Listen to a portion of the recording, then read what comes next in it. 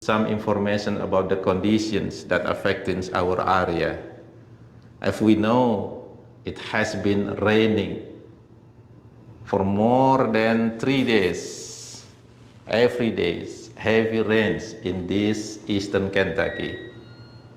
And we know, we read, we have the information that many peoples in this area are affected by the floodings, especially in the southern part of this eastern Kentucky.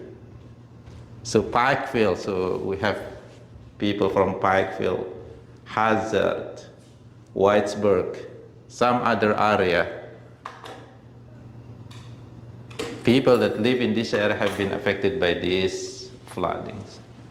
And alhamdulillah, I have heard that from some our friends, Muslim that live in this area, they are okay, they are in a good conditions. They are not really affected by the flood. However, as a Muslim, we also have to know that there are many people that need help during this condition. So I hope that we can also help them. So I believe they need dry, clothing, because most of their clothing may be wet because of this flooding. They need some help, food, some other help. So if we can help, inshallah, this is part of the Islamic teachings to help others in difficult condition. And if we do, inshallah, Allah subhanahu wa ta'ala not only give us the reward, but also He will help us during our difficult time. So may Allah subhanahu wa ta'ala give us easiness to help others during their difficult time. You're still responding. So We still have the tools that we need. Entire neighborhoods in the eastern part of the state underwater. Everything's gone. Like, everything is gone. The whole life is gone. This family climbing on top of their destroyed home, trying to salvage what's left. Got 10 stuck in apartment 3. Got a family trapped in a home, standing on the counters. We got multiple people trapped, standing on top of the houses, on top of their vehicles. Bismillahirrahmanirrahim. Assalamualaikum warahmatullahi wabarakatuh. Alhamdulillah. Alhamdulillahi rabbil alamin. Wabihi nasta'inu ala umuri dunya wad din. Wassalatu wassalamu ala sayyidina Muhammadin wa ala alihi wa ashabihi ajma'in, amma ba'd. First of all, we thank Allah subhanahu wa ta'ala. We praise Allah subhanahu wa ta'ala for all the blessings that we have, including the blessings that we have today. Today is Friday, which is the best day of the week in Islam. And Prophet Muhammad sallallahu alaihi wasallam mentions, whoever come to the Friday prayer, listen to the khutbah attentively, then Allah subhanahu wa ta'ala will forgive his sin until the next Friday. So may Allah subhanahu wa ta'ala make us from the one whom He forgive. Amin, amin ya rabbal alamin.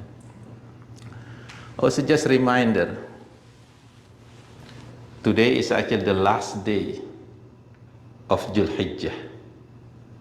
So this is the last day of Dhul Hijjah. It means that tonight, after the sun sets, it's going to be the New Year's in Islam. We are entering the Muharram, the year of 1444. So this is the last day of 1443 Hijriah, and we are entering, inshallah, to the new year, 1444. But before I talk about this Muharram, this month, the first month of Hijriah, I just want to give you some information about the conditions that affecting our area. As we know, it has been raining for more than 3 days, every day heavy rains in this eastern Kentucky. And we know, we read, we have the information that many peoples in this area are affected by the floodings, especially in the southern part of this eastern Kentucky. So Pikeville, so we have people from Pikeville, Hazard, Whitesburg, some other area. People that live in this area have been affected by these floodings. And alhamdulillah, I have heard that from some our friends, Muslim that live in this area, they are okay, they are in a good conditions. They are not really affected by the flood. However, as a Muslim, we also have to know that there are many people that need help during this condition. So I hope that we can also help them.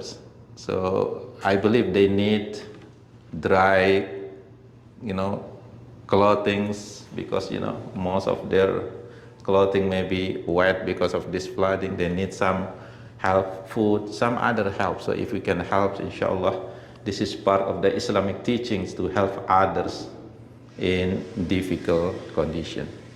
And if we do, inshallah, Allah subhanahu wa ta'ala not only give us the reward, but also He will help us during our difficult time. So may Allah subhanahu wa ta'ala give us easiness to help others during their difficult time. So go back to the Muharram, which is the first month of the Hijriah. So Hijriah is the calendar in Islam. So Islamic calendar is not started from when Prophet Muhammad sallallahu alaihi wasallam was born, but it is 53 years later when Prophet Muhammad sallallahu alaihi wasallam migrated from Mecca to Medina. So 53 years later after Prophet Muhammad sallallahu alaihi wasallam was born, then Islam or Muslim decided that this time, the Hijrah time, is the first year of Islamic calendar.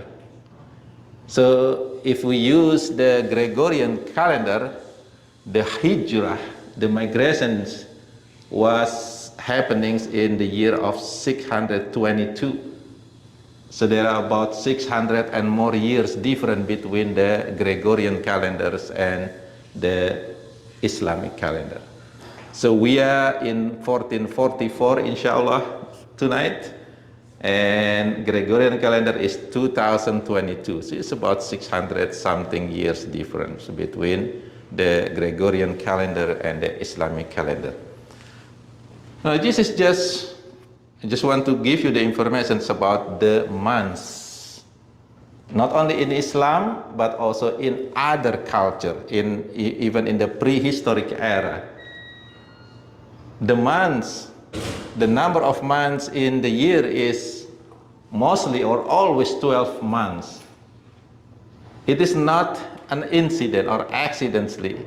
This is actually what Allah subhanahu wa ta'ala mentioned in the Quran when He created the heavens and the earth.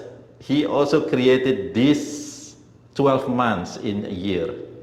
So He mentioned this in Surah At-Tawbah, which is Surah number 9, ayat number or verse number 36.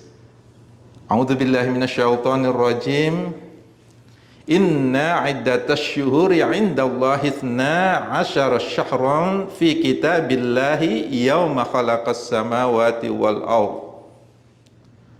Indeed, the number of the months with Allah is 12 lunar months in the register of Allah from the day He created the heavens and the earth. So He created these months with 12 months in a year. This is the creation of Allah subhanahu wa ta'ala. Minha arba'atun hurum. Minha arba'atun hurum. From these 12 months in Islamic calendar, there are 4 of them is called as the sacred months. Dzalika ad-dinul qayyim. That is the correct religions. Fala tadhlimu fihinna anfusakum. So do not wrong yourself during this 4 months, this sacred months. Right. So Allah Subhanahu wa Ta'ala order us to be good, not wrong ourselves during these 4 sacred months. So what are these sacred months? We're gonna see, because in the Quran doesn't mention which month is that, but in the hadith, Prophet Muhammad sallallahu alaihi wasallam will mention these 4 sacred months. وَقَاتِلُوا الْمُشْرِكِينَ كَافَّةً كَمَا يُقَاتِلُونَكُمْ كَافَّةً. And fight against the disbeliever collectively as they fight against you collectively. So this is Allah Subhanahu wa Ta'ala reminder when we fight against non-believer that we have to fight together, not separated. This is what actually not happening right now. There are so many, Muslim country, they actually fight by themselves, or even they fight one another. So Allah Subhanahu wa Ta'ala reminds us, if we fight the non-believers in the fighting, then we have to fight in jama'in collectively, as they actually fight us also collectively. And we know this. Okay? But again, inshallah Allah Subhanahu wa Ta'ala will help us with these conditions. وَاعْلَمُوا أَنَّ اللَّهَ مَعَ الْمُتَّقِينَ. And know that Allah is with the righteous one. So this is the ayat, which is Surah At-Taubah, Surah number 9, ayat 36, that mentioned about the months in a year. 12 months, and 4 of them are sacred months. So what are these 4 sacred months? In the hadith, this is narrated by Abu Bakr radhiyallahu anhu, qala Rasulullah sallallahu alaihi wasallam, inna zamana qad istadara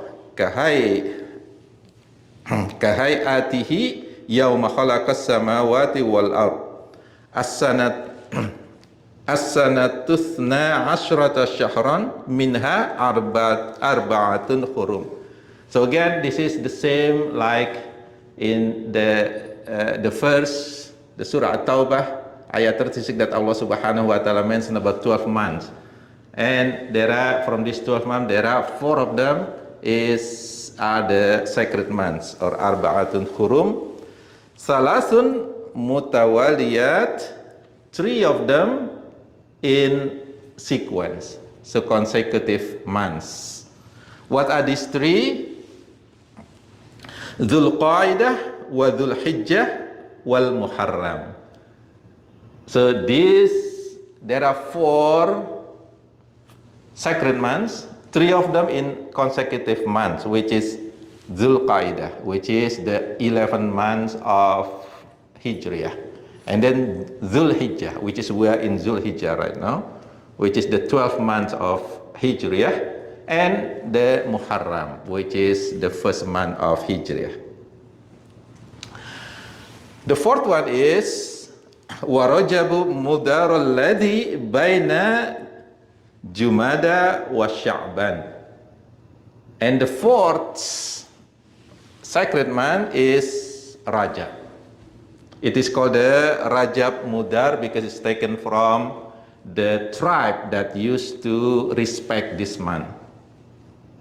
Okay, so Warajab alladhi baina Jumada wa Sha'ban, that is located between Jumadil Thani and Sha'ban. So Jumadil Thani is number 6, Sha'ban is number 8, so Rajab is month number 7. Okay, so these are the 4 sacred months. Now as for the Muharram, Prophet Muhammad sallallahu alaihi wasallam mentions about the virtue of this Muharram. One of them is fasting in the 10 days of Muharram. It's called the day of Ashura. Prophet Muhammad sallallahu alaihi wasallam said, Afdalus siyam ba'da Ramadan syahrullahi Muharram. So the best fasting after Ramadan is the fasting in the month of Allah in Muharram, which is, this one is referred to the day of the Ashura, which is the 10 days of Muharram. Now about the day of Ashura itself, there are several hadiths that mentions about this, the day of Ashura, the 10 days of Muharram. Like for example, Aisyah radhiyallahu anha qalat, okay, kana Ashura'u yaumu tasumuhu Quraisy fil jahiliyah. So Siam or fasting in the day of Ashura is actually fasting in the time of Jahiliyah. So people, mushrik, some people, they actually fasting in the day of Ashura too, right? In the time of Jahiliyah. Wa kana Nabi sallallahu alaihi wasallam yasumuhu. So Prophet Muhammad sallallahu alaihi wasallam also used to fast in the day of Ashura, right? When he still in Makkah. Falamma qadimal madinata somahu wa amra yasidam bisiyami. Okay. So when he migrated to Medina, then he continued fast in the day of Ashura, and he ordered the Sahaba, the Muslim, also to fast in the day of Ashura. Falamma nazala Ramadan kana man syaa somahu wa man syaa la yasumu. So when the Ramadan came, then Prophet Muhammad sallallahu alaihi wasallam said to the companions, if you want to fast in Ashura, that's okay, so fast. If you don't want to fast, it's okay too. So it means that the day of Ashura is not become obligated anymore. It is not umir, it is not ordered by Prophet Muhammad SAW. It is become sunnah, because the obligation for fasting is now in the month of Ramadan, not in the day of Ashura anymore. Okay, so this is the information about the day of Ashura.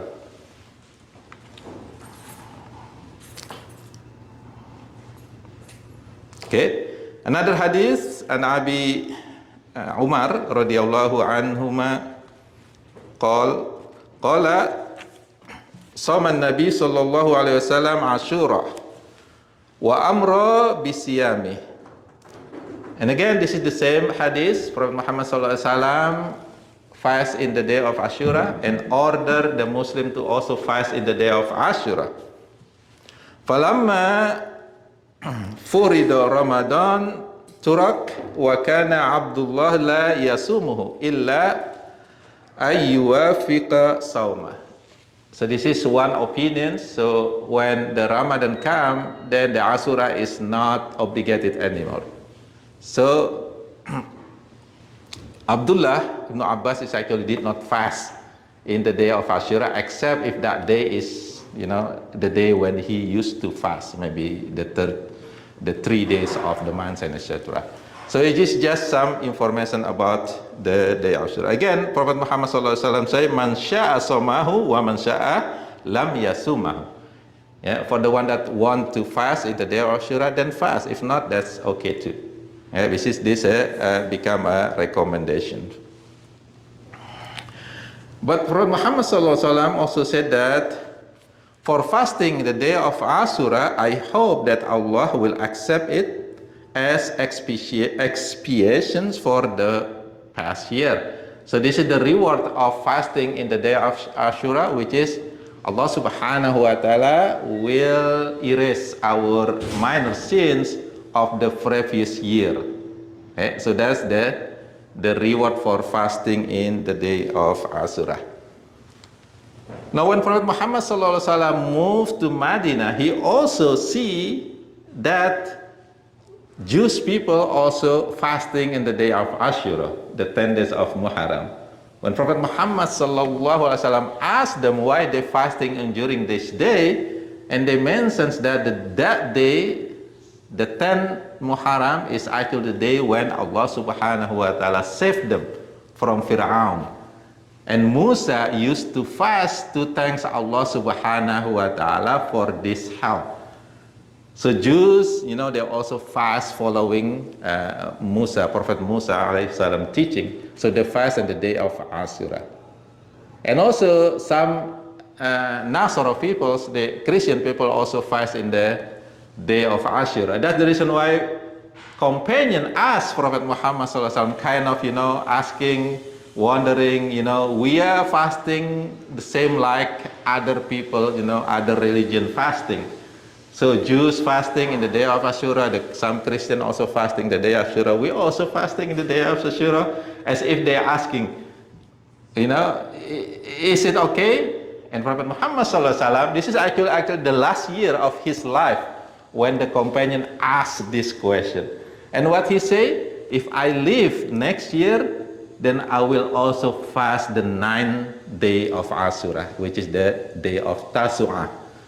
So it is a recommended action. If we fast in this Muharram, it is better to fast maybe 2 days or 3 days, okay, 9, 10, 11, or just 9, 10, or 10, 11, just to make different. But if we fast in the 10th day only, it's also acceptable.